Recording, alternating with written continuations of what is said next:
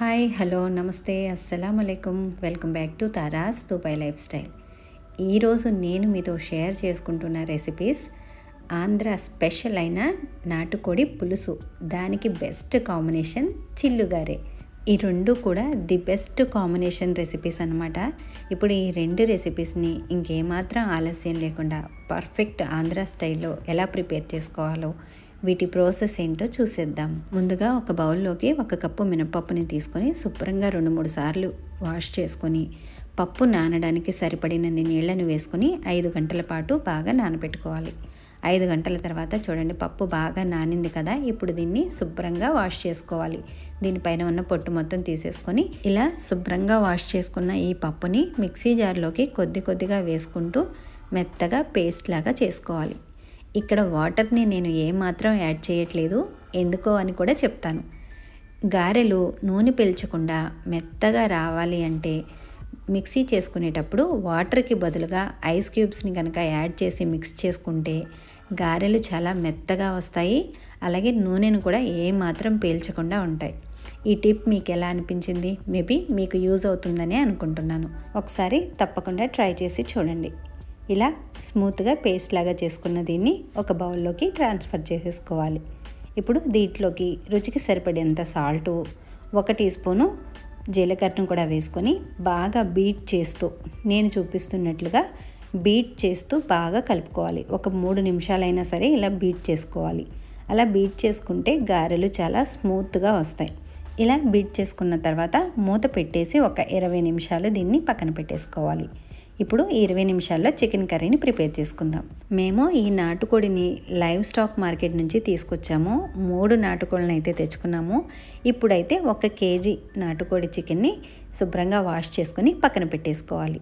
Chicken curry కోసం మసాలాని prepare చేసుకుందాం. దానికోసం మిక్సీ జార్లోకి 2 టేబుల్ స్పూన్ల కొబ్బరి తురుముని వేసుకోవాలి. దాంతోపాటు 5 లవంగాలు, 4 యాలకులు, 1 స్టార్ అనాసు, జాపత్రి, 2 ఇంచుల దాల్చిన చెక్క, 8-10 జీడిపప్పు, కట్ చేసుకున్న టొమాటో ముక్కల్ని వేసుకొని మెత్తగా పేస్ట్ లాగా చేసుకోవాలి. ఇలా పేస్ట్లా చేసుకొని పక్కన పెట్టేసుకోవాలి. చికెన్ కర్రీ కోసం అన్ని ఇంగ్రీడియంట్స్ రెడీగా ఉన్నాయి. ఇప్పుడు కర్రీని ప్రిపేర్ చేసేసుకుందాం.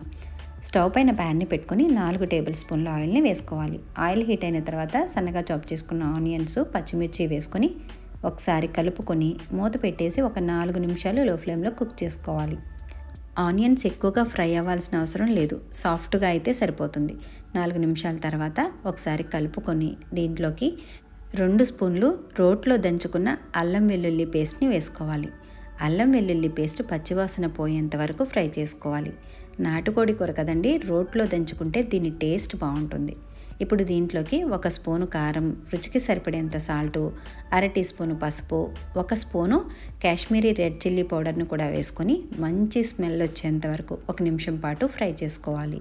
ఇప్పుడు దీంట్లోకి ముందుగానే పేస్ట్ చేసుకున్న మసాలాని వేసేసుకోవాలి. వేసుకున్న మసాలా ఉల్లిపాయలతో బాగా కలిసేలాగా ఒకసారి కలుపుకొని మూత పెట్టేసి మసాలా పచ్చివాసన పోయేంత వరకు ఒక 3 నిమిషాలు లో ఫ్లేమ్లోనే ఉడికించుకోవాలి. 3 నిమిషాల తర్వాత చూడండి, ఆయిల్ సపరేట్ అయిపోయింది కదా. ఇప్పుడు ఒకసారి కలుపుకొని దీంట్లోకి ముందుగానే శుభ్రంగా వాష్ చేసుకున్న చికెన్ని వేసేసుకోవాలి. చికెన్ని వేసుకొని ఈ మసాలా మొత్తం చికెన్కి బాగా పట్టేలాగా ఒకసారి బాగా కలుపుకొని మూత పెట్టేసి ఒక 5 నిమిషాలు లో ఫ్లేమ్లోనే కుక్ చేసుకోవాలి. ఇది నాటుకోడి కాబట్టి ఎంత నిదానంగా ఉడికించుకుంటే కూర టేస్ట్ అంత బాగుంటుంది. 5 నిమిషాల తర్వాత చూడండి, చికెన్లో నుంచి కూడా వాటర్ రిలీజ్ అయిపోయింది కదా. ఇప్పుడు ఒకసారి కలుపుకొని దీంట్లోకి చికెన్ మునిగేంత వరకు, నాటుకోడి కాబట్టి కాస్త ఎక్కువ టైం పడుతుంది, నిదానంగా మీడియం హీట్లోనే ఒక 30 నుంచి 35 నిమిషాలు, ఒక అరగంట ఖచ్చితంగా ఉడికించుకోవాలి. అది కూడా మీడియం హీట్లోనే. 30 నిమిషాల తర్వాత చూడండి, ఆయిల్ సపరేట్ అయిపోయింది. ఇప్పుడు ఒకసారి కలుపుకొని దీంట్లోకి తీసుకొచ్చిన నాటుకోడిలో ఎగ్స్, లివర్ ఇవన్నీ ఉన్నాయి కదా, వీటిని సైడ్కి నిదానంగా ఒక పక్కకి వేసుకోవాలి. ఇలా వేసుకున్న తర్వాత 1 స్పూను గరం మసాలాని వేసుకొని ఒకసారి నిదానంగా కలుపుకోవాలి.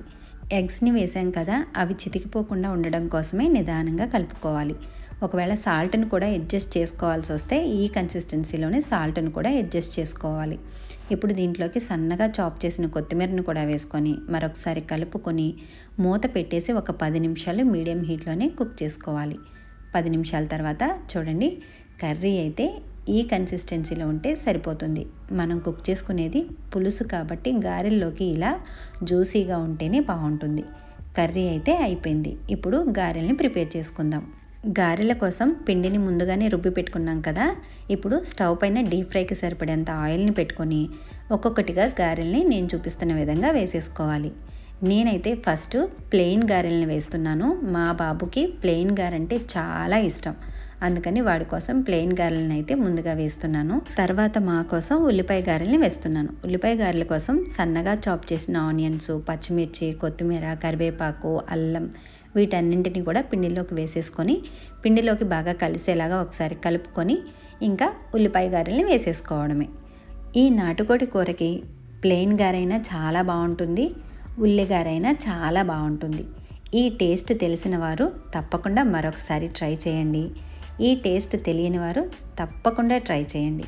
ఈ టేస్ట్ మీకు బాగా నచ్చుతుంది. ఇలా మిగతా గారెలన్నింటినీ కూడా వేసేసుకోవాలి. గారెలు రెడీ, కర్రీ కూడా రెడీ అయిపోయింది. ఇంకా ఈ రెండింటిని వేడివేడిగా సర్వ్ చేసేసుకోవడమే. నేను ప్రిపేర్ చేసిన ఈ నాటుకోడి పులుసు చిల్లి గారెల రెసిపీ మీకు ఎలా అనిపించిందో కామెంట్ చేయండి. నేను చేసిన ఈ రెసిపీని లైక్ చేయండి, అలాగే మీ ఫ్రెండ్స్ అండ్ ఫ్యామిలీతో షేర్ చేసుకోండి. ఇలాంటి మరిన్ని రెసిపీస్ కోసం నా ఛానల్ని తప్పకుండా సబ్స్క్రైబ్ చేసుకోండి. Thank you for watching. Allah Hafeez.